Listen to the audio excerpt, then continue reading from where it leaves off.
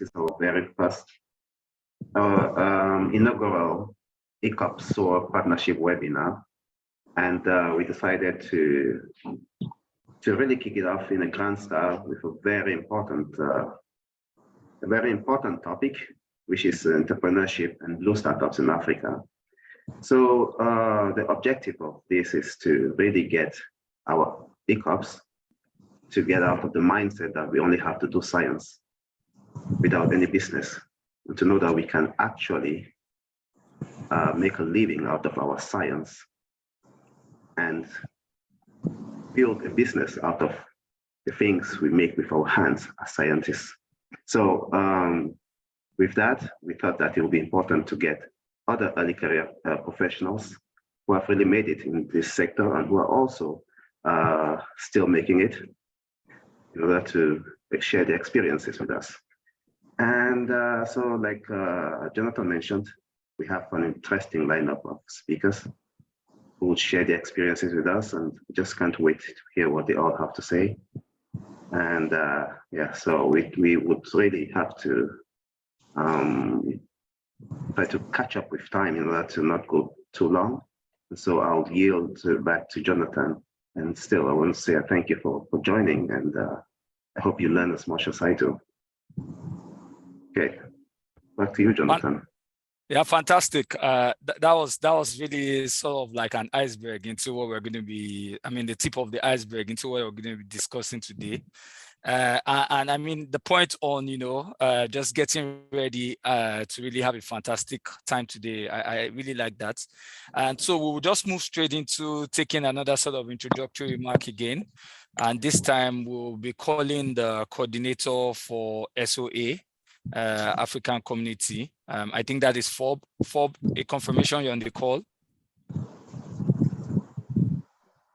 Yeah, thank you, Jonathan, for having me. Yeah, we're finally having this event after several obstacles on our way, and we're excited to have this topic on the African continent, speaking to with different young professionals, early career professionals from across the continent. As coordinator, African regional representative, I'm really glad that we finally were able to put this together. It is an exciting one.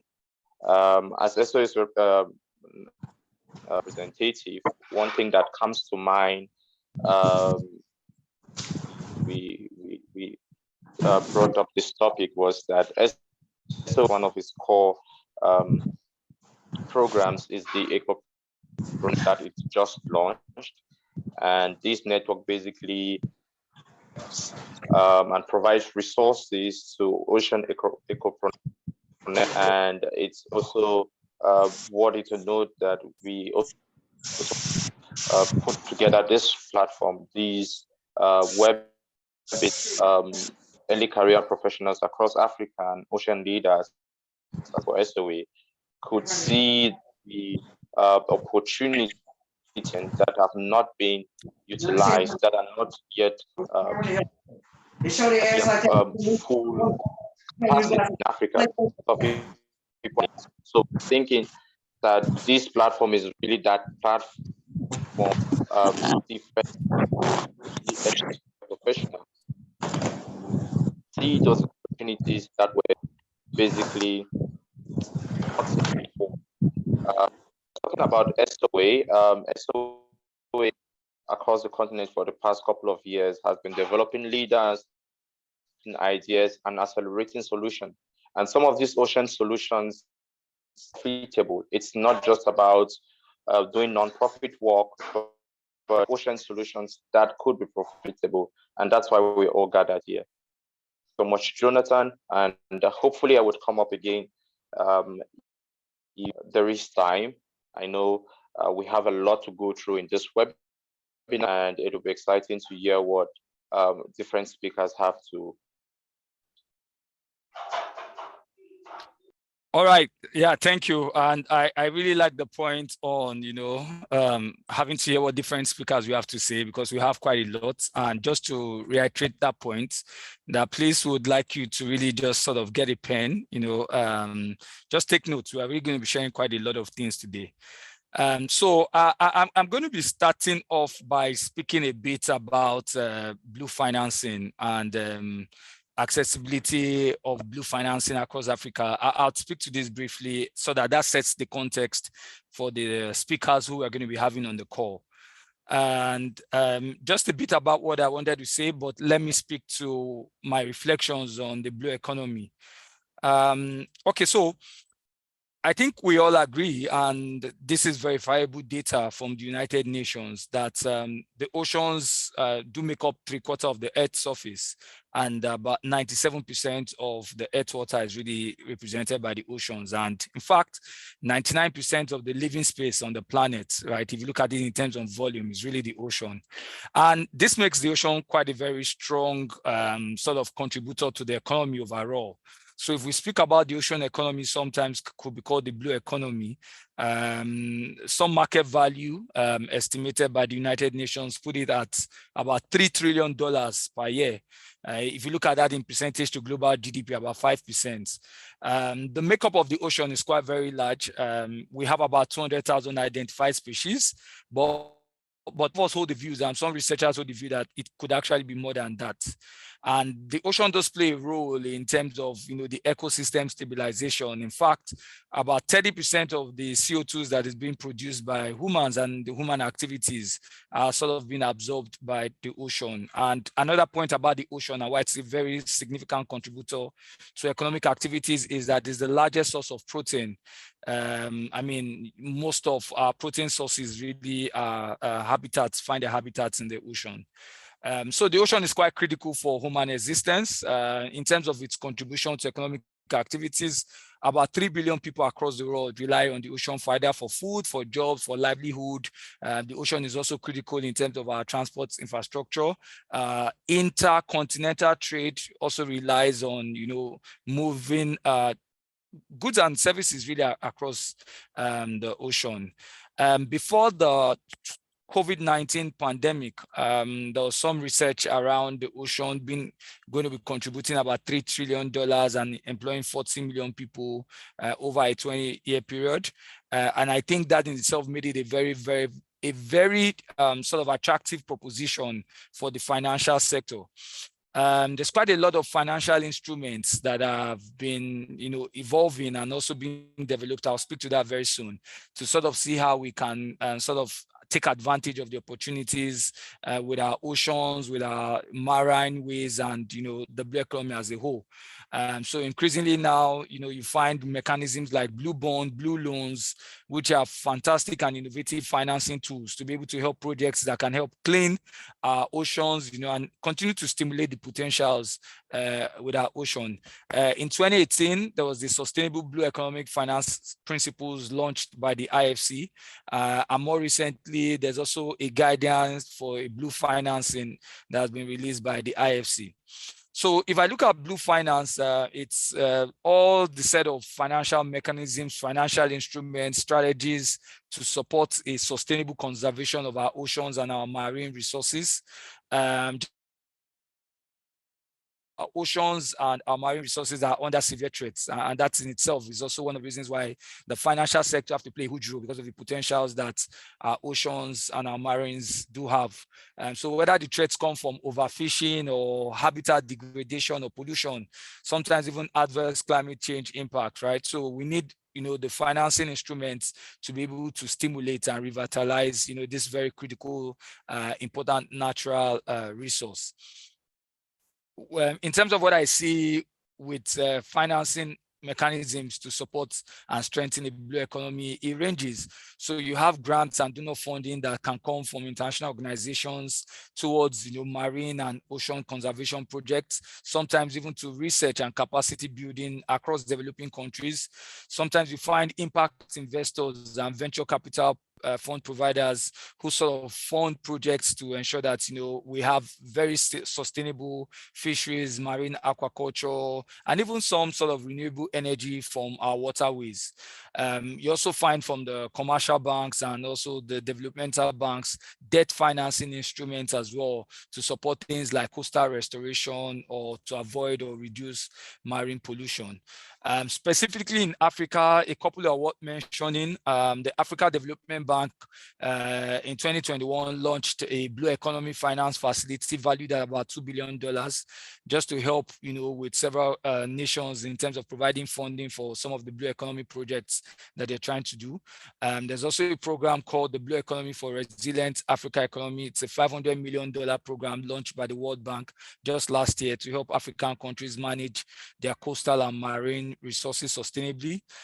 There's also the Global Partnership for Oceans, a public-private partnerships that were launched in 2019, have mobilized about $10 billion in public and private investment for sustainable ocean projects. And, the list goes on. And I'm sure the speakers we have are going to speak to that a lot.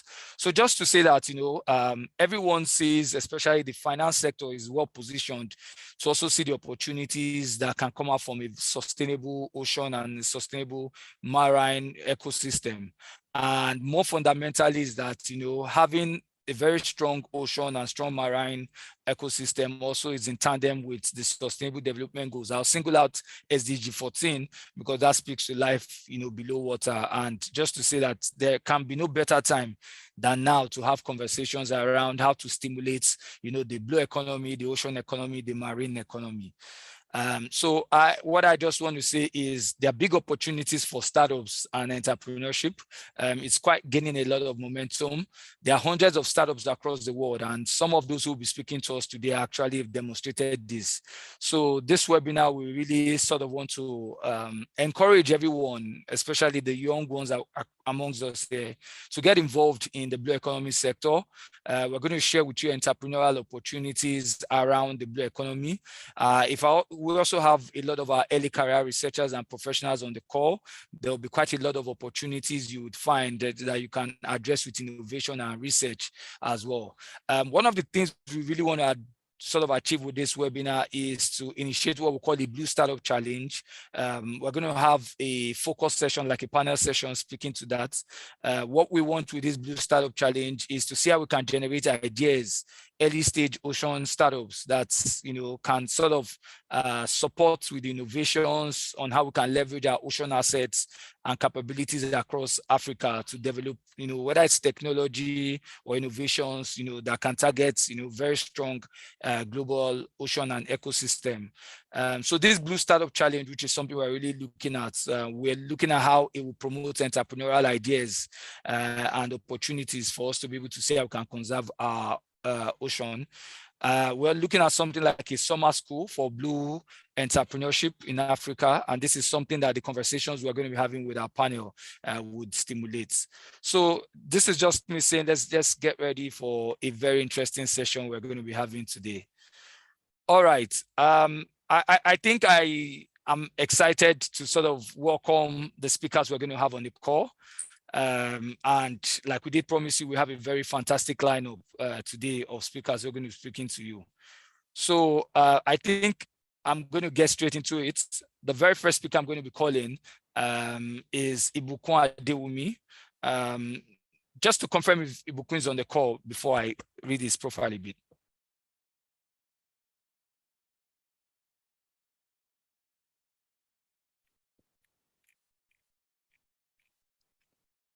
Okay, it looks like he's not yet on the call. Okay, that's fine. If he's not on the call, I can check for the next speaker. Is Nancy on the call?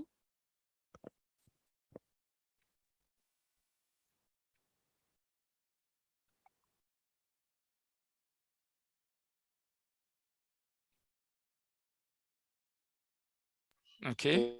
Yeah, it is. Who's that? Yes, I am here. Okay, Nancy's on the call, great. Okay, so let's get to meet Nancy.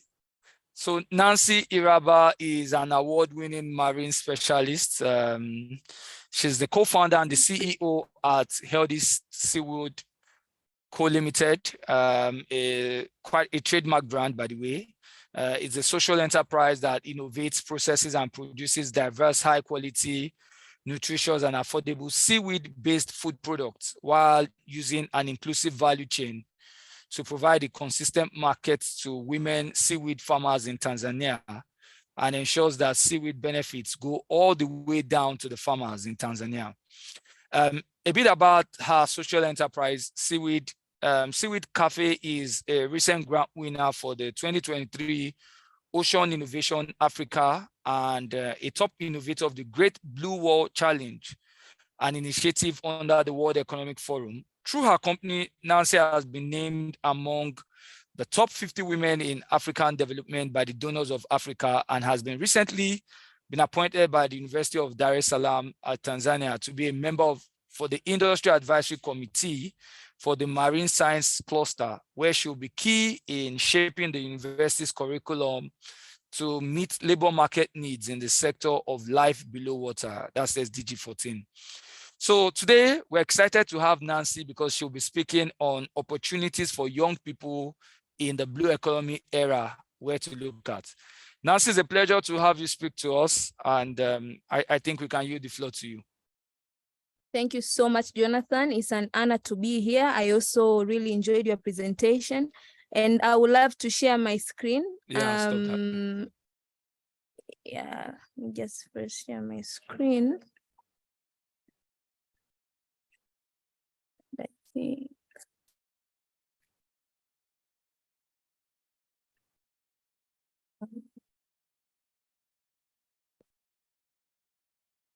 Okay. I'm not sure if all of you can see it. Yes, we can. Yeah, you want to put it on so slideshow? You want to put it on slideshow? Just click on slideshow. Slideshow. Okay. No, wait. Okay, sorry. Okay, feel free to continue if you can't. Okay. That's Perfect.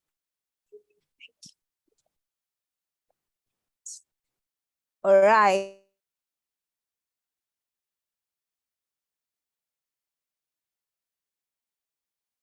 It's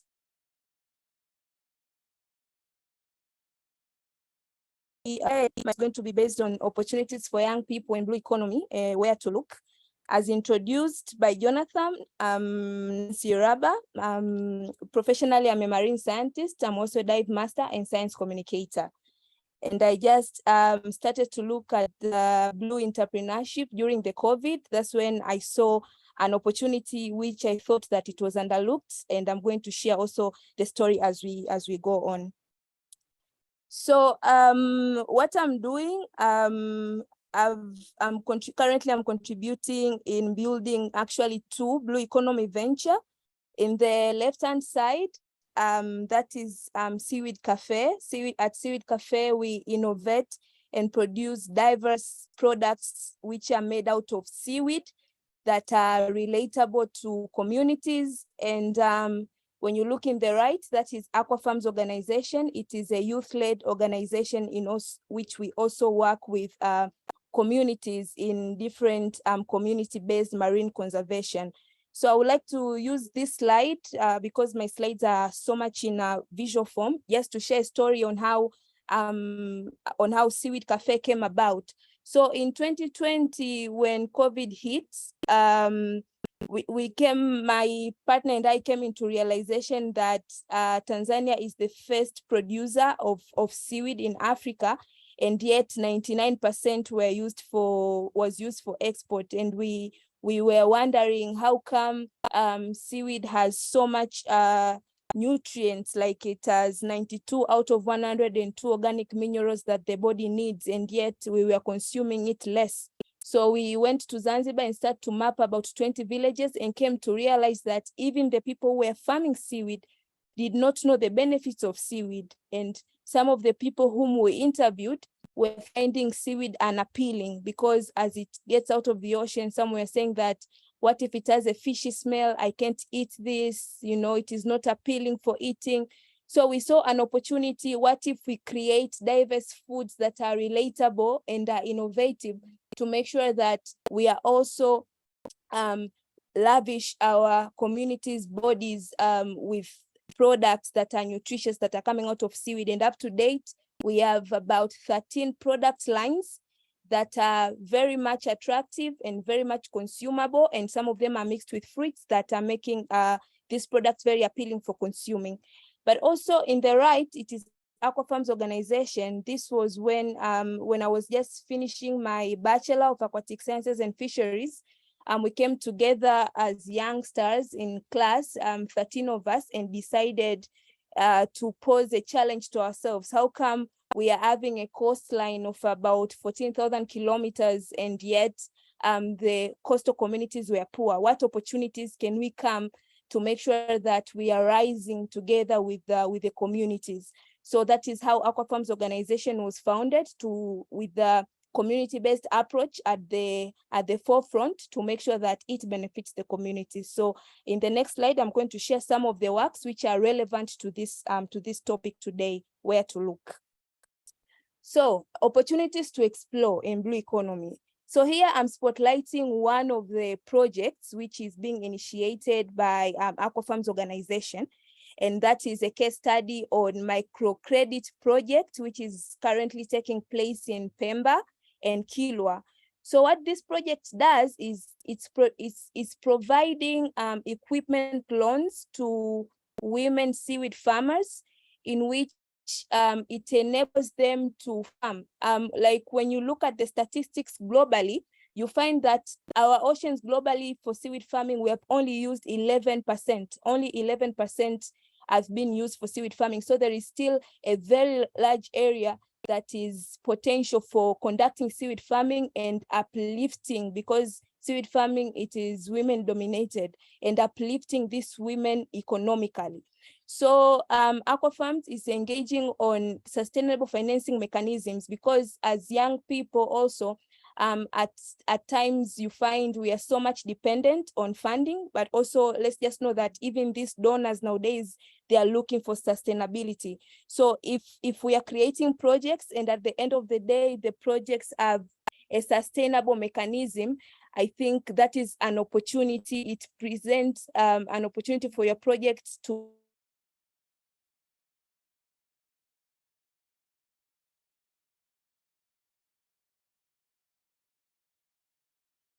be. Hello?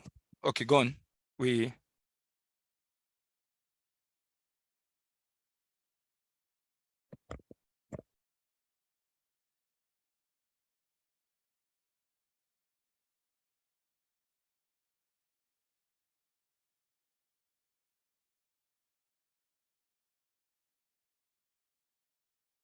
See, we lost you.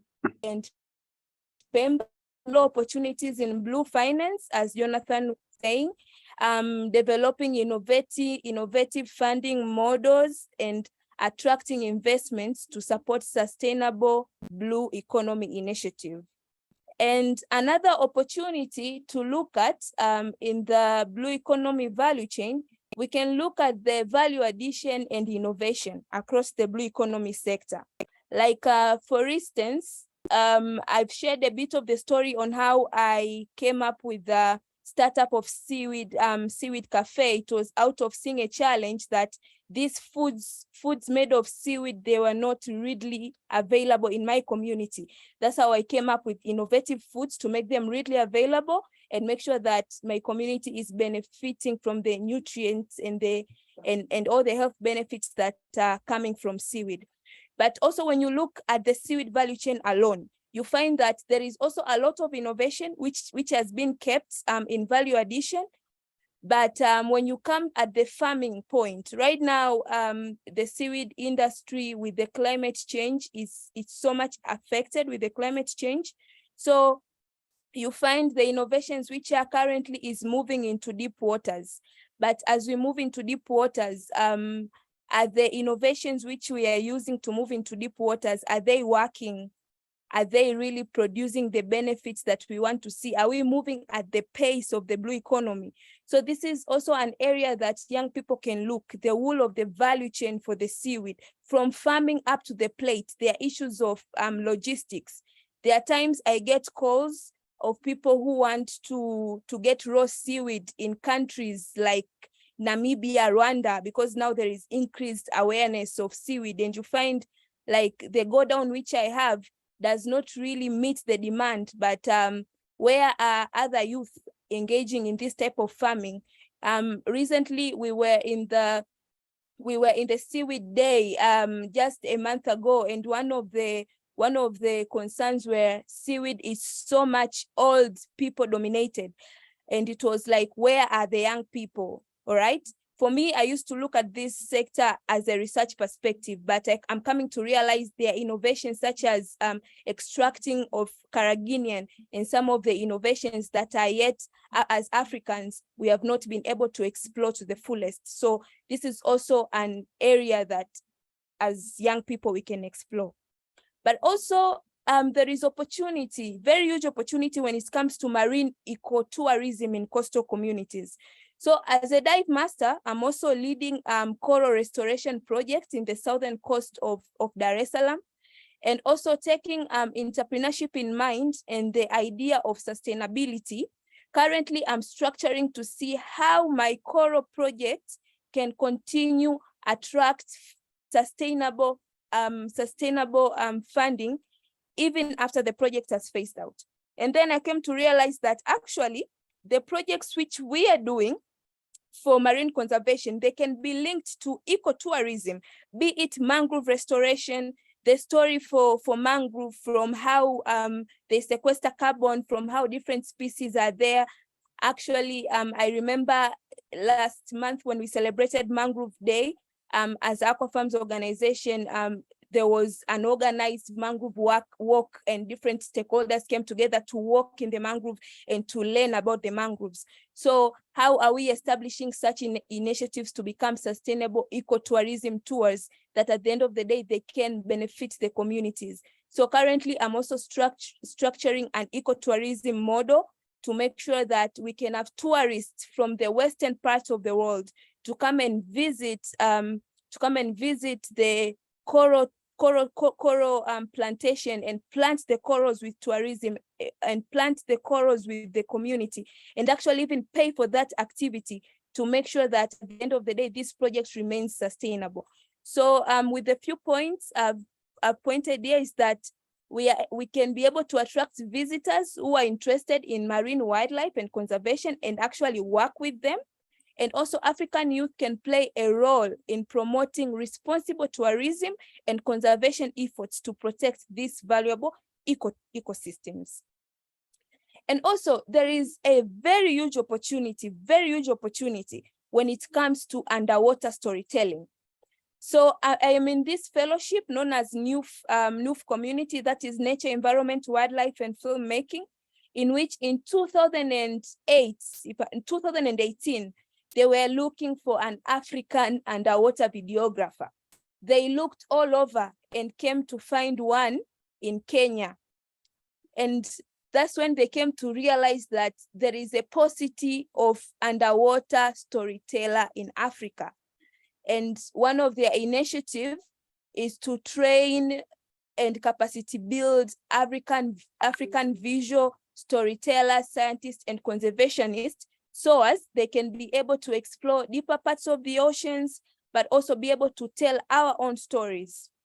But again, you come that even exploring deeper parts of the ocean as young Africans, we are limited simply because, like I can take from my own example, I've only been in the deeper parts of the oceans only in 2021. That is only 2 years ago, despite of being at master's level in marine science. So there are opportunities of underwater storytelling in which we can create local contents from local perspective, in which we can share stories from Africa refocused lens, which means that we need more of Africans underwater, and we can even have televisions whereby we can sell this content and we can showcase our own beauty underwater. So this is also one of the area which we need to be looking at closely. But also another opportunity, as we know, we have only explored 5% of the ocean according to research. So there is opportunity for underwater research and exploration, because it is in the deeper parts of the ocean whereby we can discover different parts of bioactive compounds that can be very much susceptible for medicine, for curing issues like cancer. So how are we inspiring the next generation to enter in underwater research and explore different researches which can actually take the blue economy sector forward? But also the depth of Africa oceans holds many mysteries that are yet to be explored and understood. This is an opportunity. They say that we have explored much the surface of Mars compared to what we have explored in the deeper parts of the ocean. So that lies ahead where to look as an opportunity. But also young scientists and researchers can contribute to marine biology, oceanography, and underwater robotics to expand our knowledge of the marine world. And also, well yeah. No, I'll say well done. We're just managing with time, just so you put that. Okay. I'm just finishing now. But also, I think as we now know, there is a very huge opportunity when it comes to exploring blue carbon for mangrove, seagrasses, salt marshes. So there is a very good example from the pioneers in Kenya, from Ecopo-SOA. So even at Aquafarms currently, we're exploring the opportunities of trading carbon credits. So this is also an area which is currently very hot in the sector, but also we haven't seen many projects in terms of renewable energy from the ocean, and also around innovation and technology. And I think lastly, I've just kept very simple what we need to do. This is my last. So we need opportunities to develop relevant skills, such as skills to go in the deeper parts of the ocean and tell our own stories. Those can create opportunities for blue entrepreneurship. But we also need to be aware and competent of the current international frameworks, treaties, and demand for equity. For instance, 30 by 30 treaties, high seas treaties. How much do we young people know? Because once we know, that's when we can demand for equity. At the end of the day, there is a very great dispatch between the global north and the global south. We as young people from global south, how can we demand for equity if we don't even know what are these treaties are saying? So we have that challenge. We need to be knowing them, but also we need to be well capacity builded. As amongst ourselves, we need to establish knowledge exchange programs like this webinar which we are having here. We need knowledge exchange programs to keep ourselves knowledgeable, but also we need internship. Jonathan spoke about having the blue summer school for the blue entrepreneurship. We need more of that, because that is how it's going to keep us relevant in the sector. But also we need decision-making position in international frameworks. Youth from Global South, we need to demand for seat in the table, especially for the frameworks that are concerning us. That is how we can pull funding, we can pull the sustainable blue finances after we have communicated our needs, because there is so much little funding that is coming in the blue space, especially for the Global South, and that is the truth. But also we need innovation and entrepreneurship support. We need financial support. The funding which is coming, yet it is not enough. We need to raise our voices higher, but also we need supportive policies and regulatory frameworks. And lastly, we need collaboration amongst ourselves. And that marks the end of my presentation. And thank you so much. Wow. Please, I don't know, can we give Nancy a virtual round of applause? Please look for the virtual icon and let's give her some, round of applause. Nancy, that was fantastic, very insightful. I really enjoyed it. It was also thought-provoking. I think what I particularly liked was, within Africa, as we go into the deeper parts of our ocean, there are quite a couple of mysteries that we can sort of unearth. And I like the way you linked it to even discovering things around solving some of our own fundamental problems, like some of our cancer-related problems. We could actually find that, the solutions to some of those things might lie deep, below our water, areas. That was very insightful. Nancy, what I do promise you is that there'll be a couple of questions for you. We're going to have a panel session very soon. And once we go through the round of speakers, so we'll give you an opportunity to sort of clarify, questions. Please, if you've got questions for Nancy, put them in the chat. We'll collate them as soon as we get into the Q&A and the panel session. We're going to open that up. And Nancy, that was a brilliant presentation. Thank you so much. Thank you. Okay, so the next person we have is Daniel Kleeman. Just a confirmation if Daniel is on the call. I'm here. Hi. All right, great. So a bit about Daniel. This is just a bit because the CV is quite very intimidating and rich. So Daniel Kleeman is the founder and the CEO of Seaworthy Collective, as well as a regenerative systems thinker and a marine roboticist, who spent 5 years piloting, testing, and designing unmanned underwater vehicles for ocean science, exploration, and naval research. Daniel holds a Bachelor's of Science in Mechanical Engineering from the University of Florida and a Master's of Professional Science in Exploration Science from the University of Miami Rosenthal School of Marine and Atmospheric Science, where he founded Seaworthy Collective in 2020. Daniel has been recognized as the 30 under 30 leader by the University of Miami, a future climate leader by the Aspen Institute, a TEDx Boston Planetary Stewardship speaker, and the youngest laureate of Prince Albert II of Monaco's Foundation Prize for Innovative Philanthropy. I think it's a pleasure to have someone of this caliber on our call. And today, Daniel will be speaking broadly on a couple of things centering on promoting sustainable business models. Daniel, it's a pleasure to have you, and over to you. Thank you, Jonathan. Pleasure is mine, and wonderful to connect with the ECOP Africa community.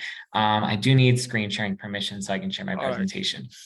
Right. But I'll just say in general, the work that we're doing is really about how are we, actually I wanted to say what Dr. Rava touched on, we're going to dovetail with beautifully, because it's all about how are we able to increase participation in the blue economy and really democratize this opportunity. I'll jump into a little bit of my background before getting to Seaworthy itself, but in case you don't know who we are a blue tech or ocean innovation entrepreneur support organization and community, and we serve current, aspiring, and underrepresented founders globally in the space. And so just a little bit about me, as Jonathan touched on, I actually worked in marine robotics for a little over 5 years. And really from my experience in the industry, I just saw how minimal opportunities there were to combine innovation with impact. I got to intern at the Woods Hole Oceanographic Institution, which you may know, doing underwater vehicle design and even piloted and tested underwater vehicles at an MIT spin-out in Boston. But really, to me, it was just kind of this microcosm of everything wrong with the industry, where I saw how all of my opportunities really were in either defense or fossil fuels to do any sort of work. And so at the end of the day, coming back here to South Florida after working for the Navy, I saw how from the academic perspective, we're not giving people that pathway to really creating meaningful impact. We're subscribing to kind of a self-perpetuating system that I'll get into. But on the other side, one of my most formative experiences, I did a fellowship in undergrad called the University Innovation Fellows program. And basically that introduced me to a community of people in innovation and entrepreneurship that I learned were my people. I really identified with them, and from all different backgrounds. And really for me, when we talk about really the systems change that we need in the blue economy, right? It starts with changing these mental models of what it means to be an ocean entrepreneur, right? That you don't necessarily have to have a marine science background or PhD, that we need to be able to open this field up to anyone to be a part of it. And so at Seaworthy, our mission is to enable access and inclusion and innovation for ocean and climate impact. And our vision is for oceans of opportunities without barriers, where everyone can contribute to solutions making positive change for our blue planet. And so when we think about climate innovation and in general taking on climate change, what we often find is solutions are terrestrially biased, focused on leveraging less than 30% of the planet and land while trying to solve a global problem. Obviously, the math doesn't work there. We need to leverage our entire planet, and of course, the majority of that being water. And so when we think about our blue economy, already the blue economy is a $1.5 trillion a year industry, projected to double by the end of the decade. But at the same time, out of all of the 17 Sustainable Development Goals, Life Below Water, SDG 14, is the least funded at just 0.01% of funding for the goals. There's a obvious imbalance in how we prioritize our support for innovation and where we actually need to have it. And then, as I was touching on with my experience in industry, we really see how the defense and fossil fuel sectors dominate the private sector. And there was a study, if you'd like to dive in, called the Ocean 100 that came out in 2021 that showed 9 out of the top 10 companies in the blue economy were fossil fuel companies, and the overall majority of that 100 were fossil fuel and defense combined. And then on the other side, as I mentioned with academia, when I talk about this self-perpetuating system, it's really the fact that students in the marine sciences are led down, at least I can speak for here in the US, past either working at an oceanographic research institution and working in academia, or working in public sector, which here in the US, we have the National Oceanic Atmospheric Administration. And so really these, as a result of this lack of funding, there's so minimal opportunities all across the board to make impact, because even if you got to the private sector, you're not really working in these spaces. And so it all cries for a need for an alternative pathway to actually generating an impact. And so speaking of our community in Africa, we actually supported Rosalie Ackerman, who's based in Cape Town, South Africa. And she, to me, embodies many of the entrepreneurs that we support. They've been sitting on their idea for nearly 7 years. And as a result of all the barriers I just mentioned, have never had the opportunity to really take that leap into ocean entrepreneurship. And really for us, we just see ourselves being that launchpad to help people get into this global ecosystem. And so I know I've heard the discussion on the initiatives that you all are trying to start in Africa, and at Seaworthy, we preach a bottom-up approach, right, where it really starts with community building and education to really drive inclusion. And so for us, we have both in-person and virtual events to help promote that. But the whole idea is that it's not just raising awareness, but actually giving people tangible opportunities. And so what that looks like for us, we work across 3 different verticals, from greenhouse gas reduction and removal, like solutions like carbon capture through seaweed or decarbonization, pollution, which takes on both plastic, upstream and downstream pollution, as well as wastewater, and then coast resilience and adaptation, from planting mangroves or building coral reefs to actually even 3D printing seawalls, as one of our past entrepreneurs does. And for us, we started actually with a venture studio, which, if you're not familiar with that model, is all about co-creating startups, democratizing the opportunity to really just get into this space by building interdisciplinary teams. And now, as we've grown, we're about to hit 3 years in business ourselves as a startup. And we have evolved to have a year-round program called our Founder Mentorship Program that we launched earlier this year that is basically accessible for anyone who's already started their startup, but we might be bringing back the venture studio. Either way, there are just multitudes of mechanisms as far as ways to enter ocean entrepreneurship that we offer. And in order to do that, we have access to our global network of over 250 mentors and collaborators, the talent of our community for co-founders and operators, and then access to the global ecosystem of investors in the blue economy of over $1 billion across our network. And our big focus is not only building forum with community, but really being intentionally inclusive and providing personalized support. And to date, we've supported 56 founders, with more than 50% of them coming from underrepresented backgrounds. And it's something that is really core to our mission. And out of those founders, it comprises 26 startups, which I mentioned one already in South Africa. And I know we recently had another apply to join us. But we work globally, and it's really about, for the most part, I'd say the majority of our startups are just taking their first steps into entrepreneurship. But we do work with startups at all different parts of their journey.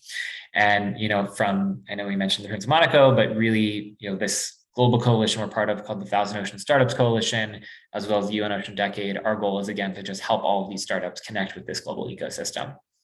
And at the same time, we've supported at least 8 solutions across each of the different areas that we work in, and seen our startups already go on to raise $6.5 million just in the last year alone.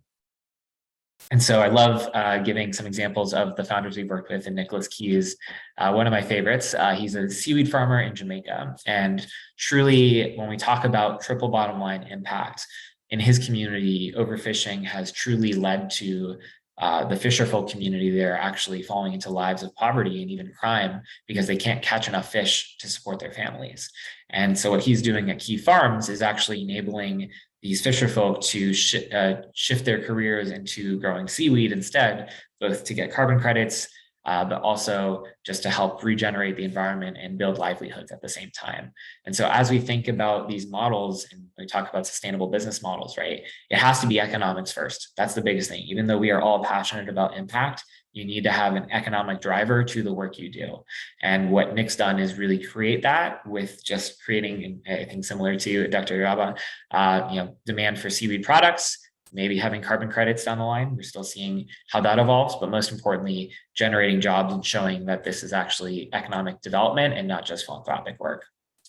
And we've worked with some other great founders, from Brenna Bales, who's helping to actually 3D print coral restoration trees in Barbados, to Super and Manuel Makeda, who are helping to take plastics out of the supply chain in the office space industry, and Clean Earth Rovers, who have autonomous surface vessels that are cleaning marine debris out of the water in marinas and coastal environments.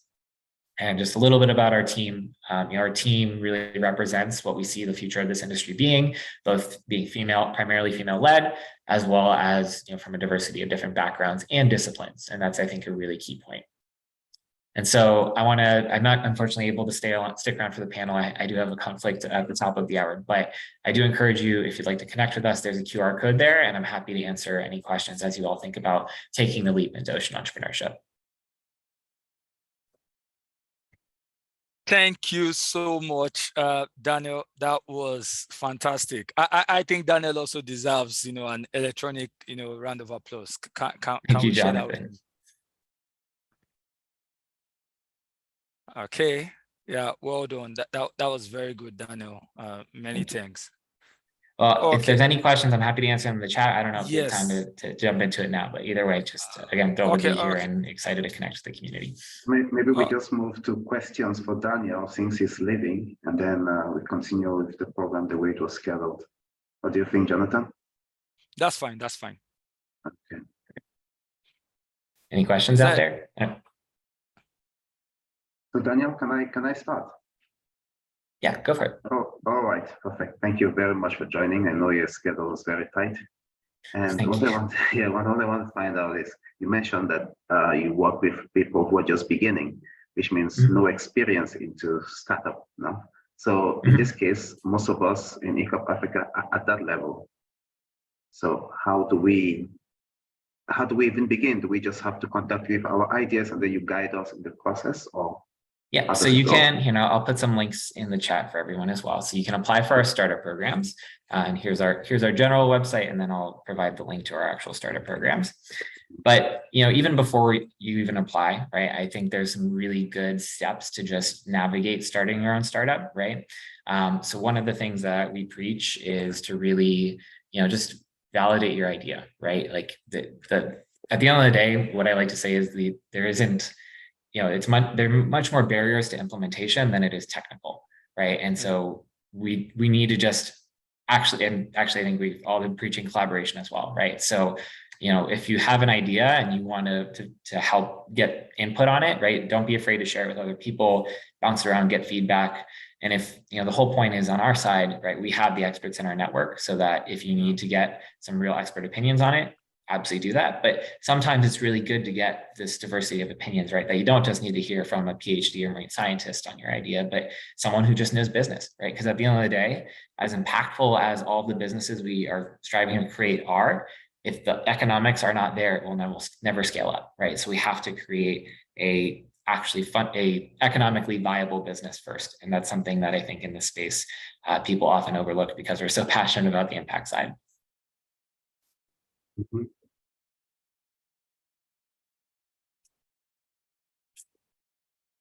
Yeah, so maybe a follow-up question would be that because at ECOP, we also have a strong community of researchers. I mean, so what about research? Is that also something that is of interest to what you do? Yeah, so basically the whole idea, sorry. No, especially if the research is also going to give you insights that are localized. So for example, research around Africa opportunities, that was it. Yeah, so basically, one of the terms, common terms, is commercialization, right? I think and this is where we really work toward, is when we talk about earlier, like building interdisciplinary teams, right? I think one of the best pieces of advice I can say is, as a founder, you don't have to know everything, right? Yeah. And I think it's it's this preconceived notion, and that's a lot of the mental model talk I talked about, that we don't have, you have to know your lane and the ideas that you're building the team around you that can help you build your vision, right? It's just knowing really wholeheartedly what is the vision you're working toward, and finding either the people or gaining the expertise you need with advisors, to get to where you need to go. And so for us, it's all about, maybe you have the research side, right? Which I think obviously is the core piece of this, but at the same time, you need someone with that business side to help you build that business model to be scalable, right? And so it's connecting those dots in terms of interdisciplinary collaboration, driving the future of this space. All right, that was very beautifully said. And Thank just you so to add, much. just to add that he shared the link to his site that could be helpful. So if you had a startup idea, you could also see what the criteria looks like, for applying into some of the programs that they do. Okay, well, thank you so much. I think we can let you, Daniel, catch up on what you have to do. And I appreciate it. We continue. Okay, so we have another speaker, Josephat Mokaya, just to confirm if Josephat Mokaya is on the call. Oh, yes, I am. Thank you. Thank you very much, Jonathan. Yeah, fantastic. All right, fantastic. So Josephat Mokaya is an ILO SIYB trainer. If you wonder what that means, that meant the International Labour Organization Start and Improve Your Business Trainer, with over 6 years of experience in providing business development services as a business trainer, mentor, and coach. As a trainer, he's focused on providing business development services to entrepreneurs, SMEs, startups, microfinance institutions, and non-governmental organizations. He's currently the director and the business development manager at Rema Agritech Company Limited, an agribusiness company. Sorry, just a second. Let me see if I can mute. Anthony, can you help me with rights to be able to mute people? I asked for that actually. Okay. Hope you will do that. All right. Okay, so Josephat is the director and the business development manager at Rema Agritech Company Limited, an agribusiness company that is based in Oyugis, a town in rural Kenya, promoting entrepreneurship and the use of easily accessible and affordable climate-smart multi-story garden technology in the production of African leafy vegetables. He also trains fish farmers around Lake Victoria on entrepreneurship. So today we're excited to have Josephat, and Josephat will be speaking on demystifying startups. And essentially, who are startups? For us to get into this conversation, let's welcome Josephat to the call. So Josephat, it's a privilege to have you. Thank you for joining us.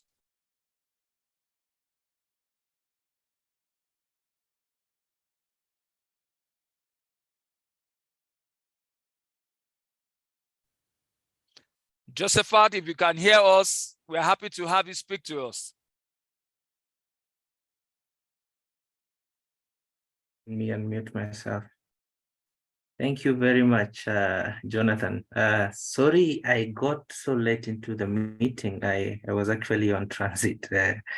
Most of these meetings are finding me on transit, but I'm glad I'm around now, and I'll just go direct to my presentation. I'll first appreciate the previous speaker, Daniel. What he has really done to us is something that is amazing. So I'm actually speaking as one of the ECOP Africa team. So it's not like I'm speaking from, like Daniel has spoken. He has spoken from a perspective that he's not part of us, like he's outside. But I'm going to speak like I'm one of us in this group. And I'm so glad to have joined us as the East Africa coordinator. So I'm very passionate about entrepreneurship and the training of entrepreneurs. So I'll just share my screen very quickly so that I begin my presentation. Okay. Please, you guys can confirm whether you are seeing my screen. Is it clear, Jonathan? Yes, we can. Yes, we can. Thank you so much. All right. Thanks a lot. So basically what I'm going to present about is not so much different from what Daniel has spoken about, but I'm going to just speak to us directly as the early career ocean professionals, because I believe we should talk about entrepreneurship now, because most of the time we have really been passionate about research, the impact side of it, but we have not really looked at the economic side of it, like the entrepreneurship part of it. So I'll start by saying that we have not really appreciated the value of what we have. There is a famous quote that says that you do not know the value of what you have until it's gone. And I will say that the blue economy is a concept that we should really look at, because these are activities that are directly related. I know all of us know these things. They're related to the utilization of the ocean, seas, coastal resources, of course, to promote economic growth, and of course, improve livelihoods. And there are various factors or sectors that are included in this. There is aquaculture, there is the maritime transport, there is the renewable energy, tourism, biotechnology, and most of the stuff that the early career professionals are really involved in. And just to bring some facts to the table before I continue, the world's economy, the blue economy of this world is estimated to be over $3 trillion per year, okay? Now, when I come to Africa, our blue economy as Africa, it's almost estimated to be $300 billion per year. And not only that, I mean, in the wake of climate change, of course, what is happening right now, we are focusing our energies on what we are doing on climate change, how we should manage our resources in the ocean sustainably so that we do not really impact negatively on the environment. And I would say that our ocean, actually the oceans we have around the world, they capture 90% of the greenhouse gases that we are talking about. So you can see the potential that we have. You can see that we cannot really overlook what we are doing as early career ocean professionals. Now, I will say this: if we do not take care of the ocean, which freely provides everything that we need, it will actually lead to a lot.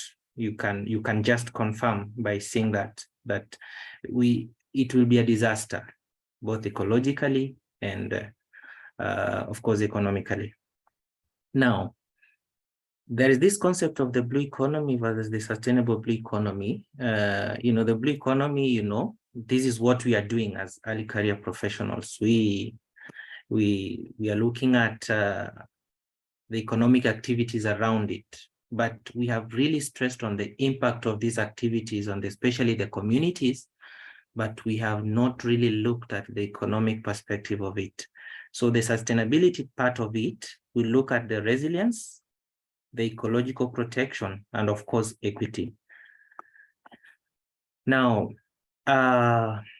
just another fact that I would bring on the table, data has it that it is going to grow by 5% per year, the blue economy of Africa, which means that there is a significant opportunity for entrepreneurs to create businesses that tap into this growing market. Now, I know, when most of the time I listen to us speak for the few meetings that I have attended, I've actually seen that we have great ideas. And if we utilize these ideas well, we can be I don't know, it's like a clicking time bomb. If we really turn these ideas into business, it will help us as early career professionals, and at the same time, it will help the community. There is also another idea which I also saw, and I think it's one of us who is called Peter, blue technology. It also seeks to create sustainable blue economy, of course, through innovation. So this field is actually growing, both in Africa and even globally. Now, when you look at the startups that we have, or the startup that we should begin with, now, we should really concern ourselves about the blue technology and, of course, sustainability. Now, blue technology, you can always, just as it is, it's a technology. There is innovation behind this.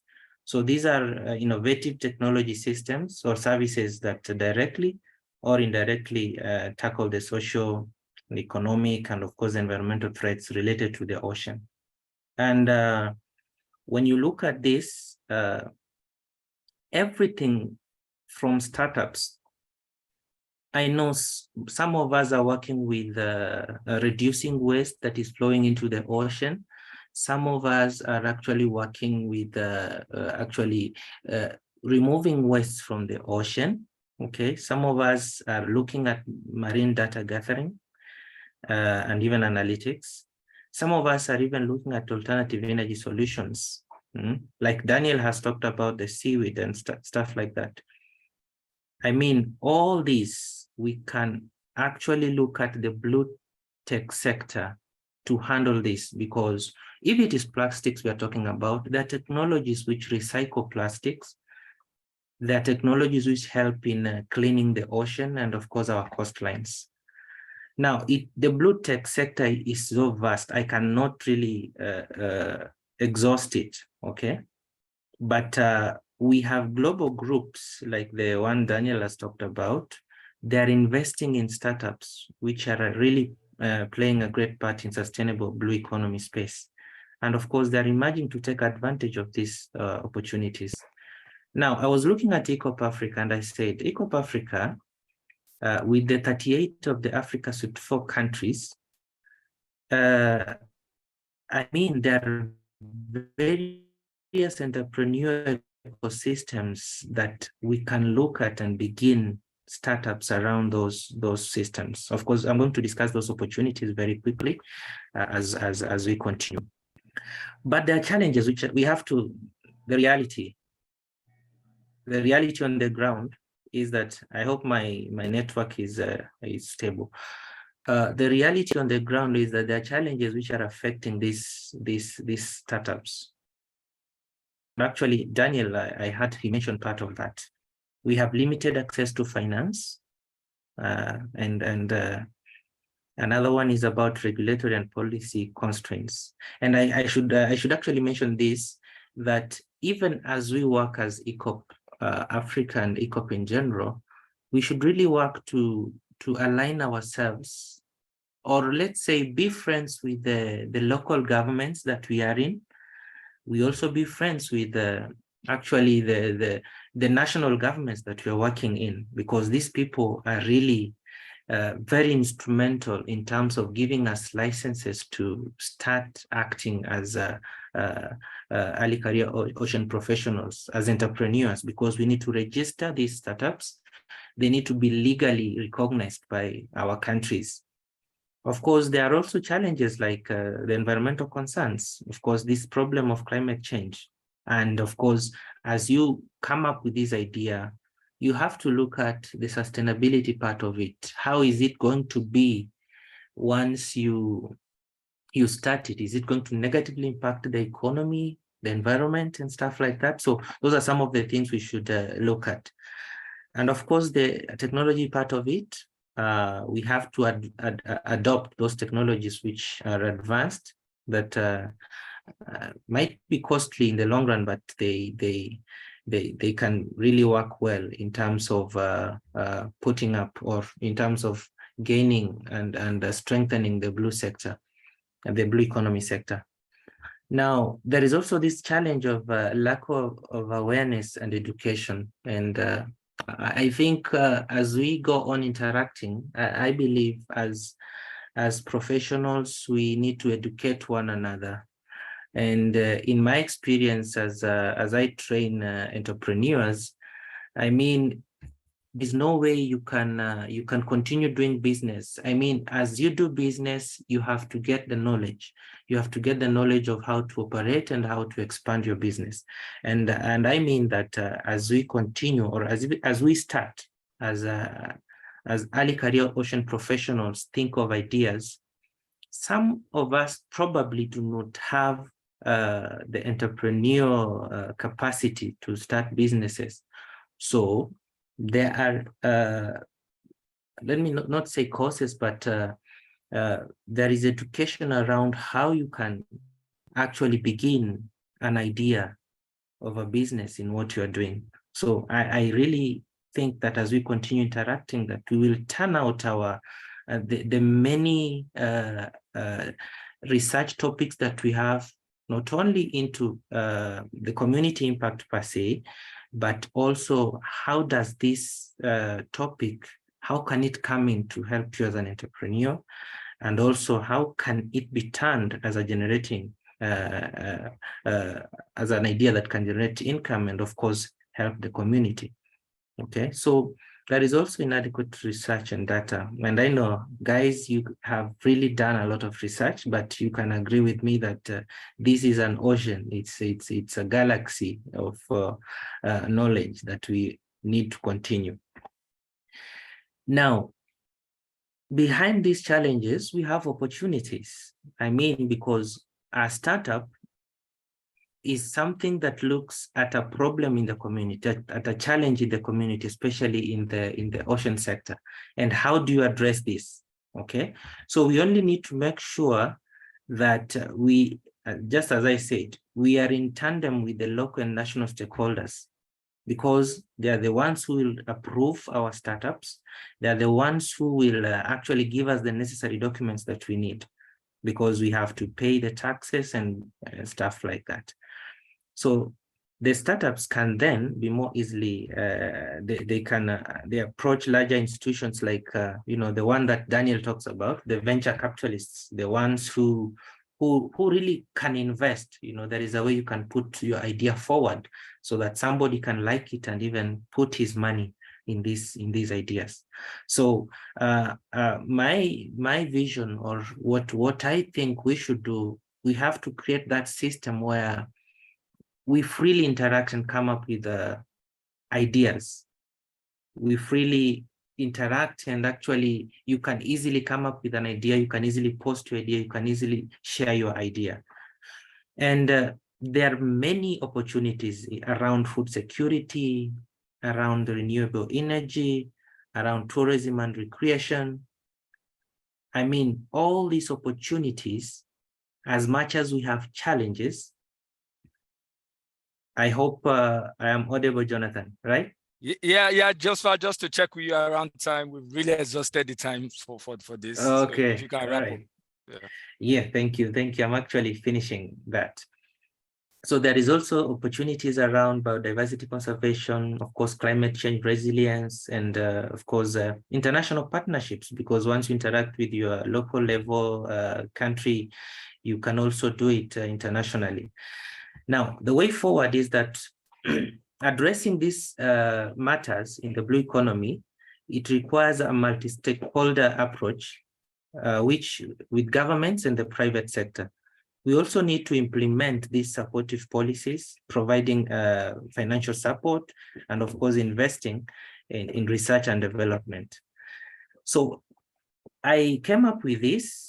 Around ocean acidification, these are the opportunities we have: alternative fuels, inequity, and such like stuff. And of course, number 3, biodiversity loss. Of course, there are solutions to overfishing that people can come up with. So these ideas, people can come up with them. So I want to thank you for listening. I have rushed through, but this presentation will be available for us, and we can still share more. So thank you, Jonathan. Thank you so much. Just for that was very, very detailed. You really sort of took us on the journey and sort of highlighted all the very vast opportunities. I mean, you spoke like a trainer. So just to say thank you so much. Can we also give just for an electronic round of applause, please?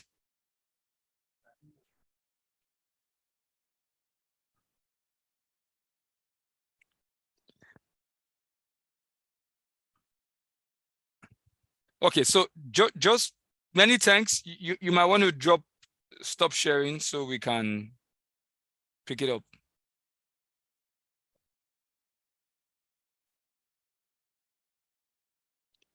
Okay, so we did promise you we're going to have a very, very strong, lineup of speakers, breaking this theme to you today. Next up, we have Lawrence. Just to confirm before I proceed, if Lawrence is on the call. Yeah, on the call. Yeah, fantastic.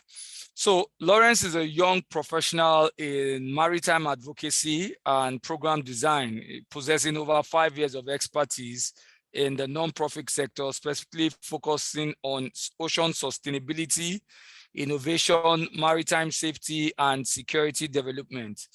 He earned his Bachelor's of Science in International Ports and Shipping Administration from the Regional Maritime University in Ghana. Over the past couple of years, Lawrence has advocated for scaling up the knowledge base for the uptake of ocean innovations in Ghana and the sub-region through various virtual and in-person training workshops he has organized at both national and regional levels. Today, we're excited to have Lawrence, and he'll be speaking to us on something quite a bit very interesting, but also part of the opportunities.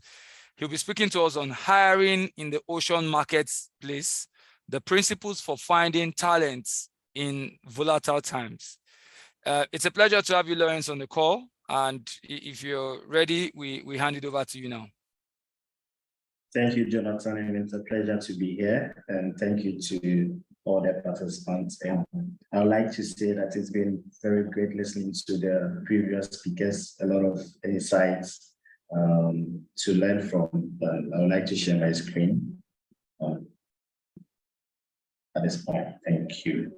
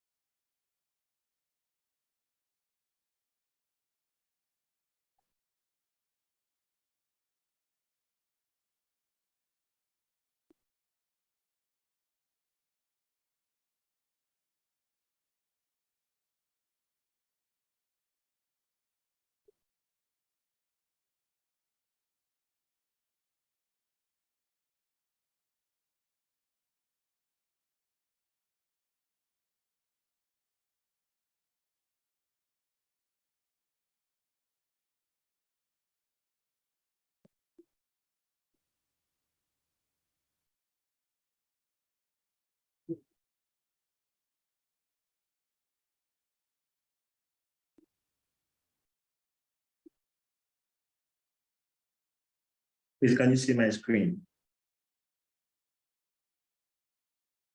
Yes, we can. You might want to put it on slideshow so that, yeah. Okay, so sorry about that, but thank you once again for having me. And I would like to start off with what Anthony asked Daniel about where we are as an ECOP, in terms of having ideas, but not knowing where exactly to start from. And I think this is where I totally agree with Anthony about where we are as an early career ocean professionals. And in my endeavors, in my engagements, in terms of developing programs and engaging with stakeholders, one thing that I've observed, or one thing that is very peculiar among stakeholders, is the lack of capacity, and I mean technical capacity, in addressing some of the challenges that we face in the ocean space. And that is what sort of motivated me to put together this presentation on finding the right talent in the blue economy or in the maritime industry. And I like to say that, well, the maritime industry is not quite certain, or it's not linear. There are always changing trends, and this really affects the nature of the innovation processes that goes on in the industry. And so we are seeing different innovative ideas. We are seeing solutions coming up from different sectors, from decarbonizing to the net zero journey. And then we are starting to see also new ideas in bankable projects. But one thing that is really a challenge is the kind of talent that is available on the continent to look at, or to try and explore some of the opportunities that come from this, from the solutions or from the innovative ideas that are springing up. And the issue of startups, I think it's not far from us, but from our engagement with young people and from early career ocean professionals, we realize that they have a challenge understanding the whole startup ecosystem, not just in the blue economy, but in other sectors as well.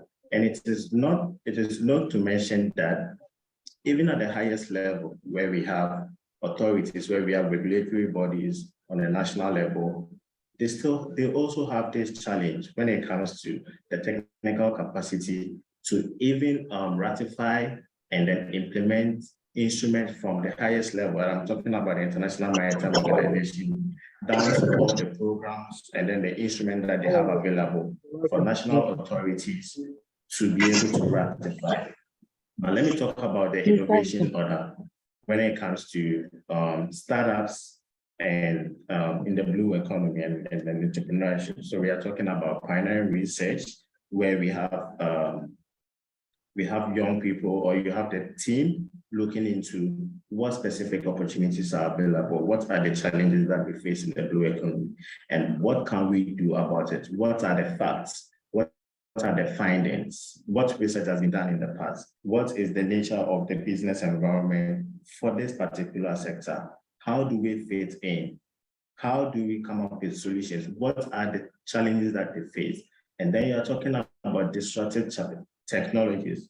How do you turn these findings, or what can you use? What tools or resources are available to turn these findings into solutions?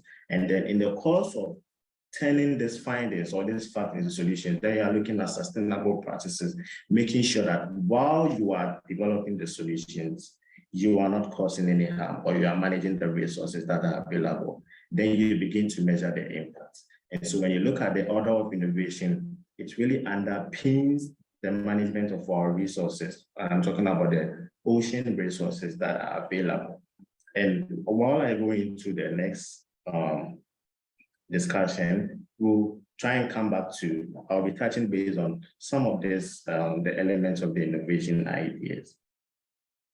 And so I'm going to talk about some principles that are very crucial when it comes to developing talent, developing a team, and in this case, building a company in the blue economy ecosystem. And I think this is very, very crucial, because it's not just about the ideas, it's about who is managing these ideas, who is going to carry these ideas forward. And so we'll be looking at how we need to be very realistic about our hiring needs. Who are we bringing on board to work with us on a specific idea, or who are we bringing on board to push this venture forward? That is very crucial. Now, work backwards from business needs to define the roles in a startup or in a venture. And then the third one is avoiding overhiring by staying focused on the immediate needs of the startup. And then consider Web3 native as a required skill. So when we talk about being realistic about our hiring needs, what we've observed, and especially in the West and Central Africa region, when it comes to individuals venturing into startups or into entrepreneurship, is a lot of times when they want to start a company or when they want to build a team, they tend to think they need to make a full-time hire. So they want to fill up every position in the company, but when you're starting up as a company, or when you're starting up as a startup, a lot of times you don't really need You don't really need a full-time hire. You don't need everybody to fill every position in your startup or in your venture, because when you look at the innovation order in the blue economy, you're starting from primary research. And so maybe at a start, you want to be looking at what the environment is like. Where are the opportunities? What can I do? And so at this, when you're starting off as a business and you are being realistic, I think you should be looking at probably engaging with agencies, freelancers, or contingent workers who can help you in certain aspects of operations. And mind you, this is very crucial because once you are starting off as a startup or a venture, you are mindful of your budget, your finance, and then your workload. And in the initial stages of your startup, you might not be making money. You might not be making revenue, generating revenue. And so you need to, that's where your budget becomes very crucial because you need to maintain your budget and your workload. And maybe at the start of your startup or your venture, you don't have so much to do. And so your workload is down. But if you have a full-time hire, that means you are spending too much with your budget. And that is the first item on the menu that is really not going to push the startup far. So it's important that as a young individual or anybody that is venturing into the blue economy startup, you need to be very realistic about your hiring needs, who you want to hire and why you need to hire this. The next one is working backwards from your business needs to define your roles. And this is also crucial, starting from being realistic about your hiring needs. When people start businesses or when people come up with ideas and they want to build a team, they want to, a lot of times the mistakes that people do is that they tend to define a role in their startup and say, okay, I'm trying to go into this, so I need this and I'll need this and I'll need this. And then you start to hire people to fit into different kinds of roles. But it's always important that, hello? Hello? Yeah, Lawrence, No, please go. We can please hear go on, you. but we need you to wrap up soon as well too. Okay, so a lot of times when it's important to unpack the needs of the company by looking at what you want to do, what the company really wants to do. And so very critical questions to ask will be what this person that you are hiring into your startup will be doing in the first week, in the 6 months, whether they'll be building a team or they will need to build their discipline to fit into the role that you have employed them into. The next one is to avoid overhiring by staying focused on the immediate goals. And so this is very relevant to the innovation order because as a startup, as you are coming up, your roles and your responsibilities are evolving. And so you will need to be careful not to look at how you are hiring. You might want to avoid overhiring. And again, as a startup, and again, because of the innovation order, you are looking at trends in the industry, you are looking at the new technologies that are coming out, you are looking at the business ecosystem conditions that are available. But it's very important that you stay very goal-oriented on what you set up to do as a startup as well as a venture. And then while you're at it, you look at the skills gap that are available within your team and then the opportunities for growth. And this is very crucial because a lot of time people tend to overhire and then they get to a point in the innovation order and then business is down. You don't really have much doing, but then you still have to pay a lot of people that you hired. So it's important that or as a startup or as an individual, you always stay very goal-oriented and then stick to what exactly that you want to do. And the last one I'm going to talk about is being considering Web3 native as a required skill. And I would like to touch on what Dr. Nancy said.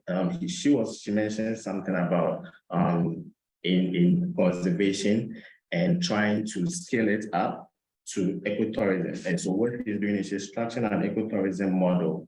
And Web3 native is, I think it's a decentralized and user-centric internet that uses blockchain and other decentralized technologies. And so this allows for multiple users on a single platform, share ideas, including best practices. And I think that in terms of scaling up the sectors of the blue economy, Web3 is an important, Web3 native is very crucial when it comes to hiring and when it comes to building a team. I think every startup should consider having a Web3 native in their teams. And this is also good because once you have a Web3 native in your team, it helps you limit the number of hires to just a selected candidate who can do so much with a digital platform. And I just want to talk about these two case studies. And this has to do really with the narrative that we sort of create around our businesses. So this is Happy Path, and Happy Path is an Ethiopian social enterprise that aims to help women and the environment with biodegradable, organic, and hygienic products. So what they do is they produce sanitary pads from apple waste instead of plastic-based or plastic waste, which is biodegradable and chemical-free. And in that way, they are reducing plastic pollution and encouraging circular economy. The reason why I brought this here is because a lot of times we tend to think that there are no ideas. But I think one thing that is crucial that we tend to miss is sort of creating a narrative around the solutions that we want to develop. And narrative storytelling is very powerful when it comes to entrepreneurship and startups. And so creating a narrative around whatever ideas that you have, I think is very, very crucial. And this is Stain Bikes. They are reducing greenhouse gas emissions by providing clean transportation alternatives. And they are manufacturing electric cargo bikes to meet small business needs, including waste management and small-scale fisheries. And so all of these two businesses, they all follow the innovation order, from pioneering research to disruptive technologies, sustainable practices, and then a positive impact. And so I think that when it comes to entrepreneurship, when it comes to developing startups, when it comes to business models and strategies, one thing that really underpins everything that's can be done is the talent, is the team that you build, is the company that you want to build, who you have with you, and who is going to help you move your idea to the next stage. And so I would like to end here, and thank you. Well done, Lawrence. That was very, very, I think the word is insightful. And also because you really took on a different perspective to the things we're covering, looking at the team. I like the point on Web3, being a Web3 native, harnessing technologies like blockchain. I think these are new sort of models we are seeing out there. I thought it was very, very insightful, your session. Please, just like the tradition we've established, let's give Lawrence a virtual round of applause, please.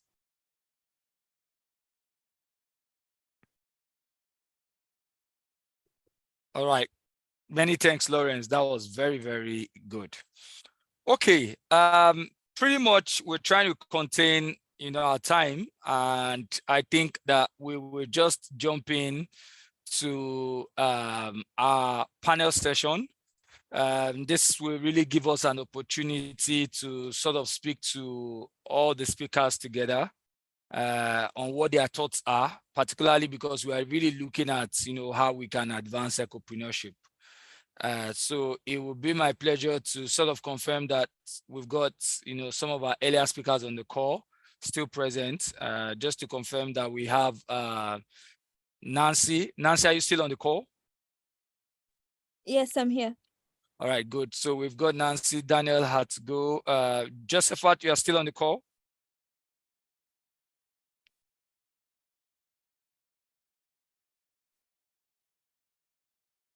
Okay. I think we might have also lost Josephat on the call, but at least I know we have Nancy and we have Lawrence. Okay. And even I'm sure that Anthony might also want to share his thoughts on some of the things as well too.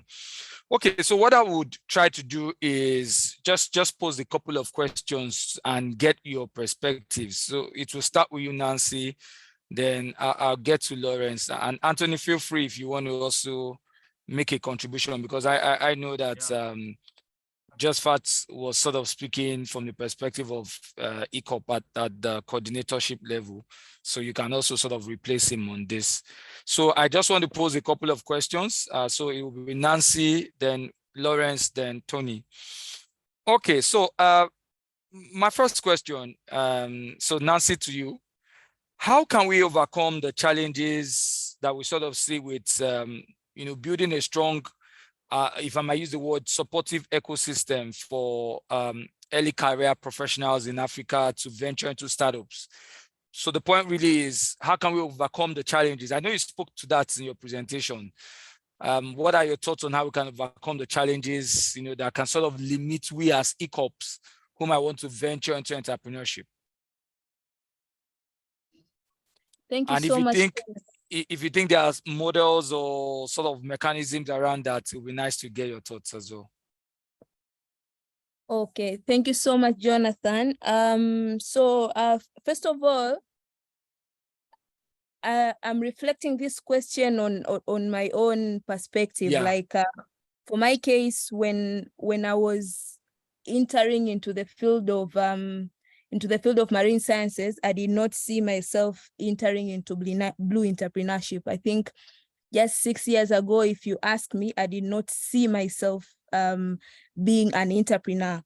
So I think before we even jump into challenges, you come to realize that, especially in the field of the blue economy, most of the early career professionals are so much exposed in research. Yeah. And even when it comes to agendas of blue economy, like when I look at maybe just in my country per se, the first ministry for blue economy was established in just 2021 November. That is for the part of Zanzibar. And also the agenda for the blue economy recently are taking roots, which are presenting a lot of opportunities ahead. But I think it is upon us youth to make sure that we see opportunities. And how do we see opportunities? You can only see opportunities when you look at the challenges. So this brings me back on 2021. In 2021, when I came to realize that there was a gap in seaweed and started a business, I started from the scratch. I did not have money, and we were making products from home. But I can say what stood up for me is the team. And I think this is what I'm going to advise the ECOP here. It's sometimes you find like, because in a research perspective, we do research with our supervisor. So sometimes you find like it's some sort of a solo environment.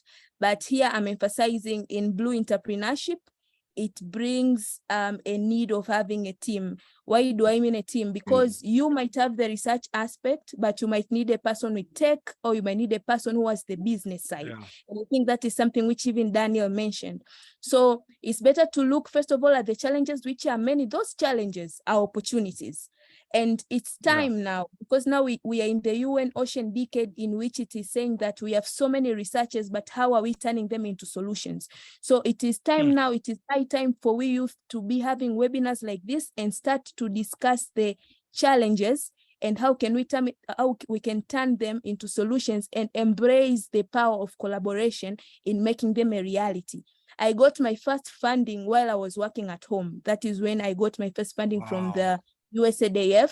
I got my first $25,000. Nowadays, the funders, in order to pull investments, they want to know what have you started with the idea that you have, where have you started? So we should not sit waiting. Challenges will always be there. Challenges will always be there. But if we start small and if we seek to find the right team, I think that is how we can be able to overcome the blocks which are on the way to blue entrepreneurship. Yeah, those are my 2 cents from my personal story. That was fantastic. I mean, I like the fact that you needed to start something, at least start something, also take responsibility, for sort of thinking out what are the problems that you can sort of see how you can exploit them. And also let's begin to look at how we can convert some of the researches that we do, into business opportunities ourselves, and I like, we're also speaking to sustainable funding models. You also spoke on how you attracted your first grant, $25,000 from the USADF, even when you were working remotely. Very, very helpful. So I think these are thoughts on sustainable financing models as well too.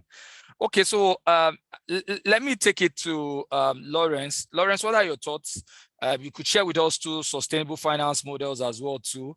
How do you think we can build a strong ecosystem for we as ECOPs if we wanted to venture into entrepreneurship?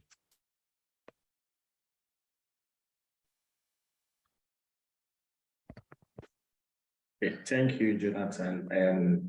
First of all, I'd like to say that the ECOP Career Ocean Professional Platform is one of the many approaches that we can take.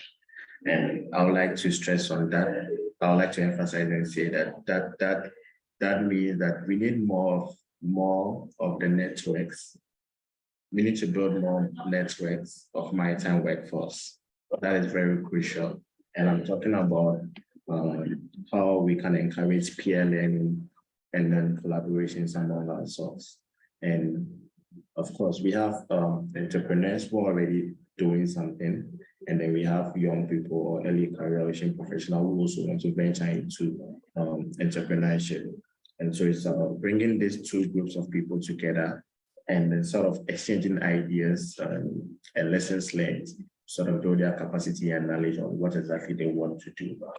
And I think this is very crucial in terms of the platforms that are available, design think tank labs for young people where we can incubate ideas, we can incubate knowledge, and look at how we can transform this knowledge and ideas into businesses and solutions.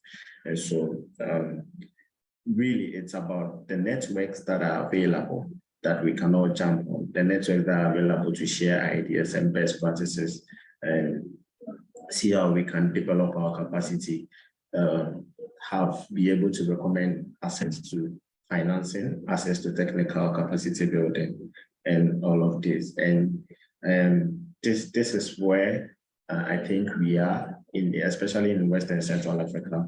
What we are seeing is the development of training programs by different stakeholders that are trying to provide platforms for young people to sort of assimilate them into the industry.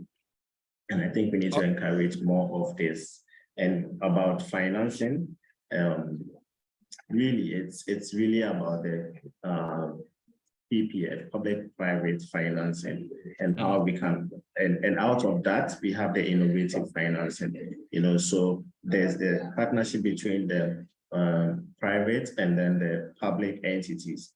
And out of this, they look at the challenges and then they come up with, we look at the challenges, but it's also important that other communities in the, other stakeholders in the community, are involved, like the think tanks and the CSOs, and how they can also prove beneficial to whatever solutions that this partnership between the public and the private stakeholders are trying to bring up. And I think when you have the CSOs and think tanks come in, that's when you start to see this innovative financing, because it's about, okay, we've identified this problem. How do we go about it? Okay, the think tanks have think that if you take this approach, it's going to work. Okay, let's bring the think tanks in and then let's think about what they can do. When the think tanks come in and they begin to develop programs and projects, that's innovative financing, really. So it's about looking at problems in a different way. So the public and then the private entities, they have an idea about what they think the solution should be. But when it comes to think tanks, when it comes to CSOs, we're not just looking at the business as usual. We are looking at how we protect the environment, how we are able to keep the community also involved, and making sure that the benefits reach the communities, the vulnerable communities. And that is what innovation is all about, That's fine. That's fine, because we're still going to come, I mean, you made a strong point, the public private partnership, innovative financing, very, very good. I also saw that Josephat came on the call back. So Josephat, confirm to us that you're also there. Yes, I am. Sorry, All right, so, I was thrown that's out. fine. That's fine. We actually had someone who was going to take up your role, but that's fine. We have you. So we posed the question and we said, how did you think we could overcome some of the challenges if we wanted to build a very supportive ecosystem for we as ECOPs, if we wanted to venture into startups, and if you had any sort of sustainable financing mechanisms that could sort of support that as well. Just make it very brief, your response as well. Thank you, Jonathan. I think my very first contribution would be, as ECOPs, we have to create a platform that each ECOP is free to actually speak out, to actually think of an idea. We should have that. It's like we should set up a climate where ECOP should actually come up with ideas. Somebody, environments can make you think. So I think as ECOPs, we need to think of a strategy of coming up with a way of making ECOPs think outside the normal way of thinking, because I feel like, the tradition that we have been having of thinking of research, coming up with a report, and that's final, we could think of more than that. So that is one. That's something that I should say. Then number two, after we have created this platform of ECOPs actually brainstorming and coming up with ideas, the issue of financing comes in, which I also believe that it should be sustainable in a way. But let me tell you, Jonathan, if we have a system where ECOPs are thinking and coming up with ideas, and that platform is available to people to see, I'm pretty sure that there are many people who want to invest out here, and the issue of sustainability will be solved. But then, as we continue thinking about this, we should also come up with a way of there has to be a discussion around it, in that we don't have to really think of a lot of money, but just some money meant for each ECOP, or some financing meant for each region, or something like that. Yeah. Well done. Yeah, that's very spot on. We're still going to come back to rounds of questions, but I think our partners also have a question. So I think Phoebe, you want to jump in next?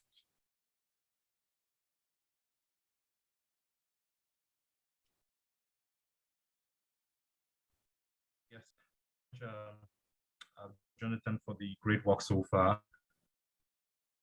Hear me, but I think I have gotten a lot of thoughts from in a regional community about startups. How sustainable are they? Really scaling up? Are they financially viable? And and there is this school of thought that says startups in the ocean space are rebranded NGOs that are not scaling up. I don't know if just for example, kind of this school of thought we have continually gotten from people in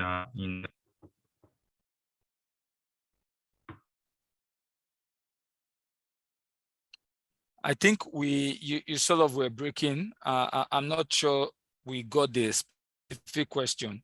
I know you said, are they really scaling, but you want to say that again so that they get the question?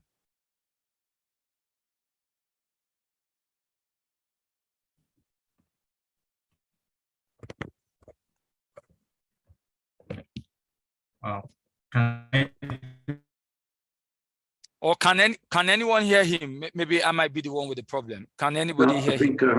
Jonathan, I think Phoebe has a problem with his connection. So, okay. Phoebe, please maybe you just put it your question or your suggestion in the chat. Yeah. And, I think I had connection. It should be better now. Okay. Yes. So what there's a school of thought in our region, especially that space are basically non-profits that have rebranded, that are not financially viable, that are not making profits. And that's why startups, each time they keep on applying for startup capital, and they never tell you they've made any progress so far. So I don't know if JustFat or any of the debunk this school of thought that sees startups as non-profits that have rebranded just so they could opportunities.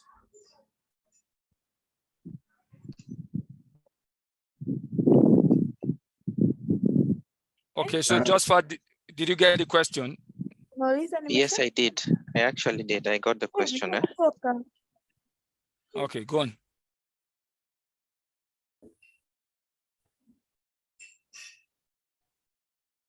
I think Joseph probably also has an issue with his connection.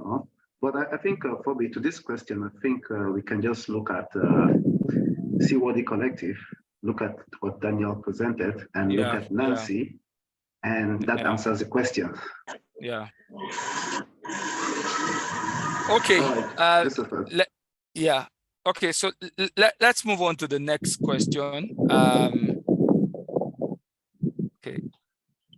Let's move on to the next question. So one of the things we said we wanted to achieve was to initiate the Blue Startup Challenge. And clearly the Blue Startup Challenge will be focused on ideas, early stage ocean startups, innovators who want to leverage our ocean assets and capabilities in Africa to develop technologies that sort of targets, the global ocean ecosystem challenges. We want a situation where this Blue Startup Challenge will help transform entrepreneurial ideas or technology into opportunities for ocean conservation, and in the process, creating economic and financial empowerment. So the specific question that we wanted to ask is, how do we initiate this Blue Startup Challenge? And what sort of support mechanisms do you think are available if we wanted to start this? So I don't know, Nancy, did you get the question? We want to start the Blue Startup Challenge. What do you envisage around how we can go about this? And if there are available support mechanisms to allow us, start this Blue Startup Challenge?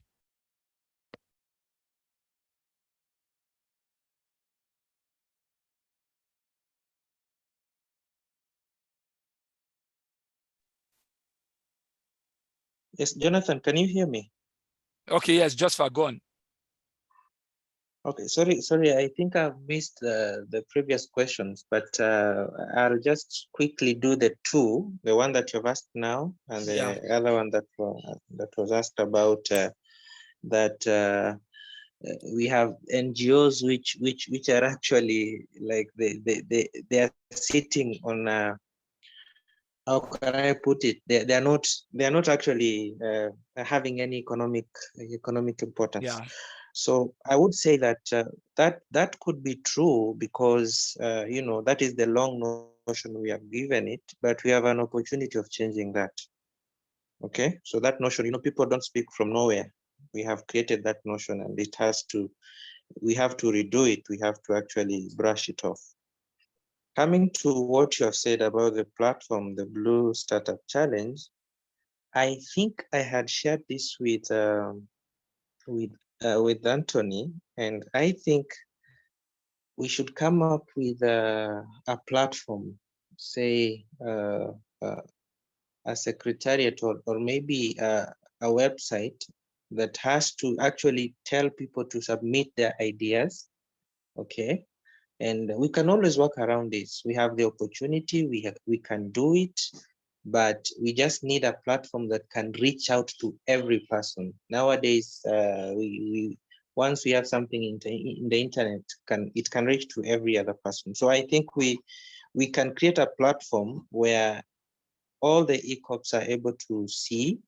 They can even think of an idea and submit it, but we also have to come up with a criteria of actually choosing which startups are supposed to go on from what stage to the next, and stuff like that. So that's what I can say, Jonathan, but we can still brainstorm. This is a good idea. It's something that we can still discuss. Very good, very good. And we can always expand on your thoughts. Lawrence, did you have anything to chip in as well on how we can sort of get our Blue Startup Challenge, and if there are any support mechanisms you see from your side? Yes, Jonathan, thank you. I think that when it comes to the startup challenge, the idea is not to start new. We already have existing startups and entrepreneurs in the ocean space. It's about identifying them and then identifying them and using them to build a community, you know. And I think that's something that in South Africa they are doing. They've identified a number of businesses, ventures already operating in the ocean space, and they've together brought them to a platform, and they've brought people who are now venturing into the ocean space and venturing into entrepreneurship in the ocean space to listen to what these people are doing, to get some inspiration, understand what goes on in the ocean space, and get them prepared for what they really want to get into. The UN Ocean Decade has set a target for the next 10 years. And they want to take stock of what has been done. And I think that's where we need to start from. Start when it comes to taking stock, looking at what other people have done, what other people are doing, and then use these people to build a community, and then use them as a blueprint for the new people that are coming in and who want to venture into entrepreneurship. So that's what I would like to say about that. Fantastic, fantastic. I like your reference to we don't really have to start afresh. We can leverage on what is already existing, you know. I think that is fine. Okay, so our final question as we wrap up the session today will be on our summer training school. We spoke on that. So I'd like to get your thoughts. I think we sort of missed out Nancy. Nancy is no longer on the call. So that will be to Josephat and you, Lawrence, to speak to our proposed or planned summer training school. How do you think we can achieve this? We want to have a summer training school for Blue Entrepreneurship in Africa. And honestly, we'll be very happy to know if you also have networks you think we can leverage to make this a reality. So how do you think we can achieve this summer training school for Blue entrepreneurs in Africa? And do you sort of have any contribution for us in terms of networks that can help us achieve this, to make this a reality?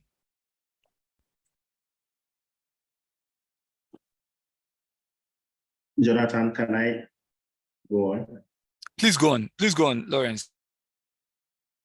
Okay, so I think from my personal observation, one of the things that is starting to develop among universities in Africa is trying to develop an entrepreneur arm for the universities and trying to see how they can encourage students who are coming out of school to go into entrepreneurship. And really, when you talk about summer school programs, it's about looking at the curriculum, the existing curriculum for the universities that are available, looking at what they are teaching the students, and then looking at how you can develop training programs out of them. And I'll give you a very vivid example. When I was in the Regional Maritime University, we had a summer school program that looked at oceanography. But then in my second year, we did a course on oceanography, generally on oceanography, that we didn't have any hands-on experience. But when the summer school came, we had practical experiences looking at ocean monitoring tools and some scientific observations when it comes to ocean,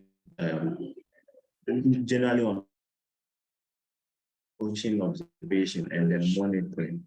And so we had the opportunity to use different tools to look at how the oceans behave and all of that. So I think that when it comes to summer schools, it's really about partnership with academia and then looking at the existing curriculum that is being used to teach students in schools and looking at how you can come up with training programs from this curriculum. A lot of the times, these curriculums are very classroom intensive in that they don't have the opportunity to have practical experiences. And so I think that is where the summer school comes in, and to give the young people or give the students the practical experiences that they need while they they prepare to get into either entrepreneurship or the business world. Thank you. Thank you so much. I don't know if Josephat has anything to add to that. In fact, someone is saying to us on the chat that there's a summer school currently happening at the University of Ghana. Many thanks, Dr. Anthony, for sharing that. And we'll be very grateful if you actually have a direct link so that also improves our understanding of the program and see what we can draw from it. Jonathan, I think that's the same summer school Lawrence just referred to. Oh, okay. Lawrence, correct me if I'm wrong.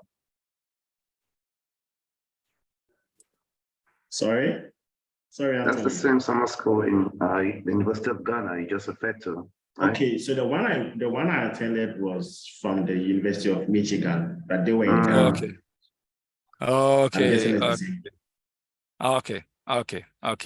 Can you please share the information on the chat, please? Yeah. Sure.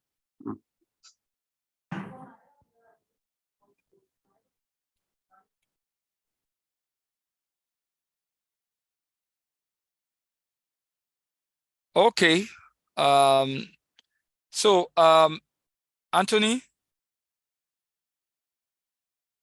Tony, yes, I think we've hit the hour on the mark. I don't know if you've got any final thoughts as we sort of wrap up today's session. Any concluding thoughts from you, and then we can sort of wrap it up.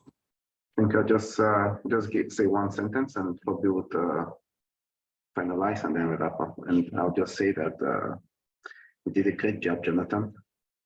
Yes, it was an amazing job moderating this event. And that's exactly why I thought you'd be the right person to get in this, because it's your field.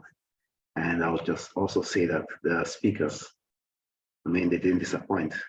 So it's been an amazing experience for all of us. And this is one of those events that, you know, after you attend them, you go back home and your mind has expanded a lot and keep yourself thinking. And I think this is a turning point for all of us. We would definitely take the ideas from here today and transform them into something practical.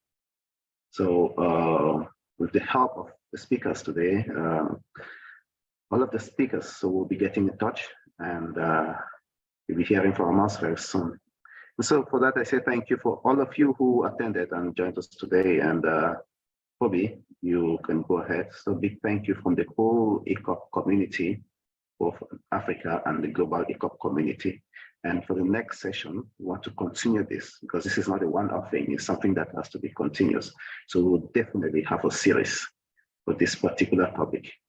So should expect to see another session, maybe going a different direction, but still in the direction of startups and entrepreneurship. All right, thank you very much and see you in the next one. Bobby? Yeah, thank you so much, Jonathan. I must confess, it was a great job you did moderating the sessions. You had very insightful presentations from the field, those who have experience, and we have also learned from startups that are making profit and are making impact in their own communities. Nancy and Daniel for bringing in the experience on the ground. And I did that at SOA, we just launched an Ecopreneur network. It's great to collaborate with the UN Oceans Decade to have this webinar series. It's been a long time planning this particular webinar. I think ECOPs are very much aware about the opportunities at SOA. We also provide microgrants and mentorship to ocean startups. Recently rebranded our accelerator program to an Ecopreneurship network. And I think it would be a public, and you could join as an ocean startup or an eco. I think it blends very well with what we're having on ground. So thank you to everyone. I think it would be great for us to just have a souvenir for this event. It was unfortunately from my side, I can't take a screenshot. I would beg on maybe Jonathan or Anthony to do that for us. And Jonathan, can you do that? Okay. We could Okay. you could just stop sharing your screen so it will be more.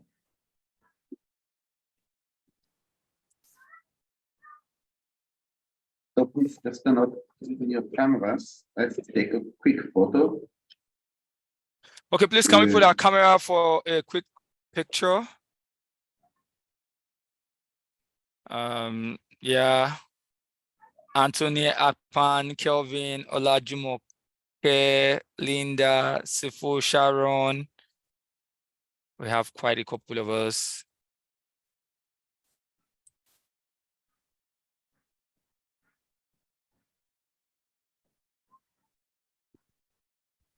Okay, Dennis, Olamide, Louis, Fridolin.